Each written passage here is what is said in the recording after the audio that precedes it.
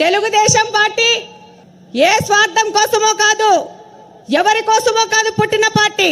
Telugu Desam party అనేది తెలుగువాడి ఆత్మగౌరవ వేడి సెకండ్ నుండి నాటి ఢిల్లీ పాలకులకు తెలియజేయడం కోసం పుట్టిన పార్టీ.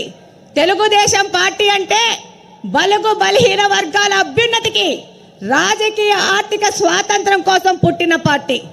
తెలుగుదేశం పార్టీ సమర్థవంతమైన నాయకత్వం మరియు క్రమశిక్షణ కలిగిన, నిబద్ధత కలిగిన కార్యకర్తలే వెన్నెముక. ఏ రంగంలో కానీ తక్కువ కానీ తెలుగువాడి ఆత్మ గౌరవ ప్రతీక మన తెలుగుదేశం పార్టీ.